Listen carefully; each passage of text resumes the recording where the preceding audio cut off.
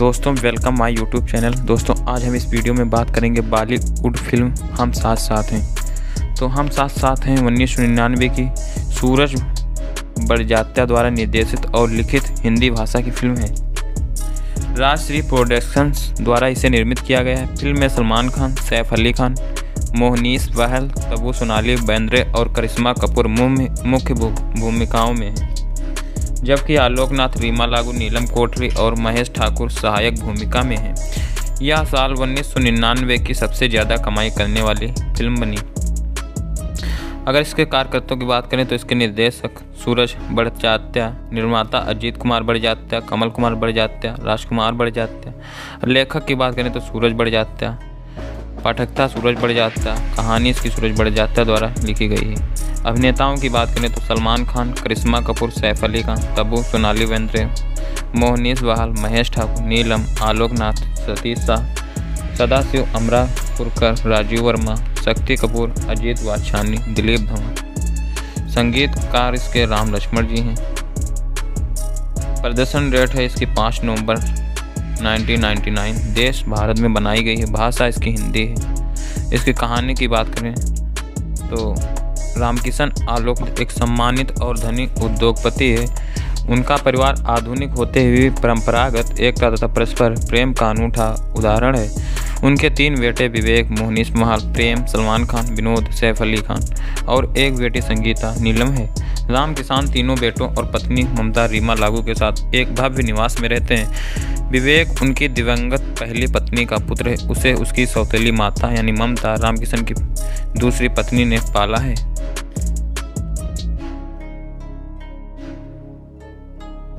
ममता प्रेम, संगीता और विनोद की सगी माता है, किंतु वह विवेक को भी उतना ही प्यार देती है जितना अपनी संतानों को।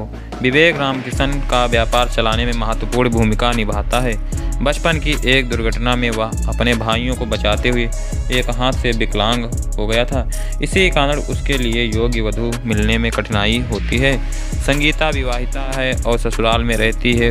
उसके पति का नाम आनंद महेश ठाकुर और उन्हें नन्ही बेटी का नाम राधिका यानी जोया अफरोज है। संगीता के ससुराल में आनंद के ज्येष्ठ भ्राता अनुराग, भाभी ज्योति और 2 भतीजे राजू और बबलू भी होते हैं।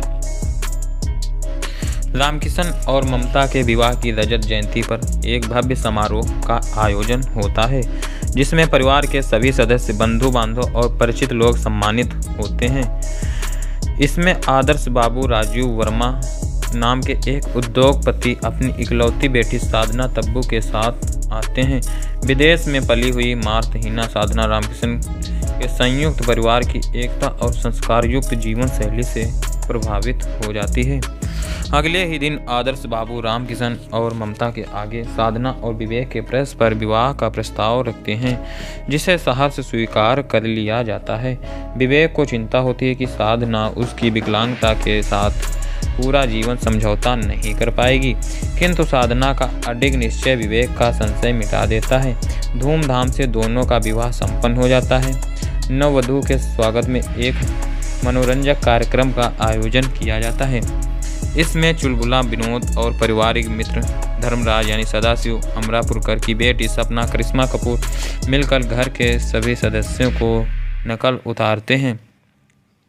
हास परिहास में विनोद और सपना इस बात का इशारा करते हैं कि शर्मिला, प्रेम और पारिवारिक मित्र प्रीतम यानी सतीश शाह की बेटी डॉक्टर प्रीत यानी सोनाली बेंद्रे मन ही मन एक दूसरे की चाहत हैं। अगले दिन गुरुजनों के सहमत से प्रेम और प्रीत की सगाई हो जाती है। इसके कुछ दिनों बाद विवेक, साधना, प्रेम, प्रीति, संगीता, आनंद, विनोद, राजू, बबलू और राधिका रामकिशन के पैतृक गांव रामपुर में छुट्टी मनाने जाते हैं। सपना जो अपने पिता और दादी सम्मी के साथ वहीं रहती है, उन सब का स्वागत सत्कार करती है।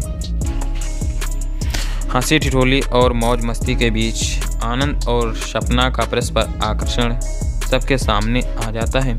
बहुत उल्लास के साथ उन दोनों की सगाई भी कर दी जाती है।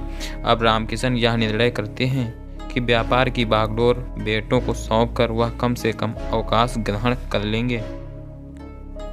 वह ज्येष्ठ पुत्र विवेक को प्रबंध निदेशक मैनेजिंग डायरेक्टर बनाने की अनौपचारिक घोषणा कर देते हैं। इस बात से भी सभी खुश होते हैं, पर सपना के पिता धर्मराज को यह अच्छा नहीं लगता है। वह नहीं चाहते कि उनका भावी दामाद विनोद अपने ज्येष्ठ भ्राता विवेक के अधीन रहे। वह ममता को अपने पक्ष में करने के उद्देश्य से रामकिशन के शहरी निवास पहुंच जाते हैं। तभी एक अप्रत्याशित घटना से सब हतप्रभ रह जाते हैं। आनंद के ज्येष्ठ भ्राता अनुराग उसे अपने व्यापार और घर से बेदखल कर देते हैं। संगीता, आनंद और राधिका रामकिशन के घर आ जाते हैं। विवेक उन्हें पुनः स्थापित करने के लिए बैंगलोर आ जाता है। इसी बीच धर्मराज को ममता से अपनी बात कहने का अवसर मिल जाता है। इसमें ममता की 3 सहेलियां उनका साथ देती हैं। वह सब मिलकर ममता को समझाते हैं कि उसे रामकिशन से कहकर घर और व्यापार का तीनों बेटों में बराबर बंटवारा करवा देना चाहिए। यदि ऐसा ना हुआ तो बाद में बेटों और बहुओं में तनाव और मतभेद पनपने लगेंगे। वह ममता से यह भी कहते हैं कि सौतेला होने के नाते विवेक अपने छोटे भाई के साथ अन्याय करेगा। बेटी दामाद की विपदा से दुखी ममता अपनी सहेलियों और धर्मदास की बातों में आ जाती है। वह रामकिशन से मांग करती है कि विवेक को सर्वोच्च पद न देकर वह जायदाद का तीनों बेटों में बराबर बंटवारा कर दे। रामकिशन बंटवारे की मांग को ठुकरा देते हैं और अपनी पत्नी को समझाने का प्रयास करते हैं, किंतु साधना ये बातें सुन लेती है और बेंगलोर से लौटने पर विवेक को सब बता देती है। विवेक तत्काल निर्णय करता है कि वह प्रबंध निदेशक का पद प्रेम को दिलवा देगा और स्वयं साधना के साथ रामपुर में रहेगा, जिससे ममता की आशंका निर्मूल हो जाए। यह सुनकर विनोद भी विवेक और साधना के साथ जाने का निश्चय कर लेता है। तीनों घर से रवाना हो जाते हैं। प्रेम उस समय विदेश में होने के कारण इन बातों से अनभिज्ञ रहता है। रामपुर पहुंचने के कुछ समय बाद ही यह ज्ञात होता है कि साधना गर्भवती है। इस बीच प्रेम विदेश से लौट आता है और विवेक को वापस ले जाने का प्रयास करता है। विवेक के मना कर देने पर प्रेम अनिच्छा से प्रबंध निदेशक बन जाता है, परंतु वह उस पद को ज्येष्ठ भ्राता विवेक की धरोहर और अपने को उनका प्रतिनिधि मानकर चलता है। वह ममता के आगे संकल्प लेता है कि विवेक और साधना का महत्व यथास्थान बना रहेगा और उनके घर लौटने तक वह विवाह भी नहीं करेगा। वह कहता है कि सौतेलापन विवेक के मन में ना हो कर स्वयं ममता के मन में है। ममता यह सब सुनकर अवाक रह जाती है। समय में बीतता चला जाता है। सपना और प्रीत साधना की गर्भावस्था में उसका ध्यान रखती है।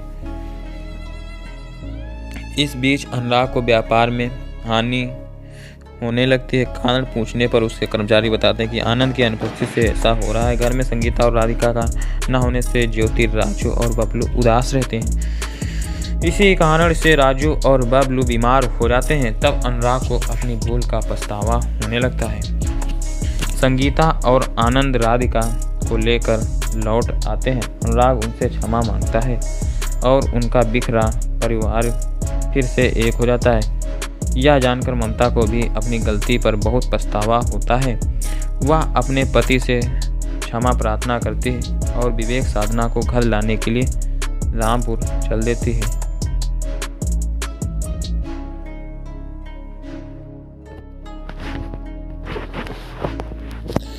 रामपुर में साधना को एक पुत्र रत्न की प्राप्ति होती है।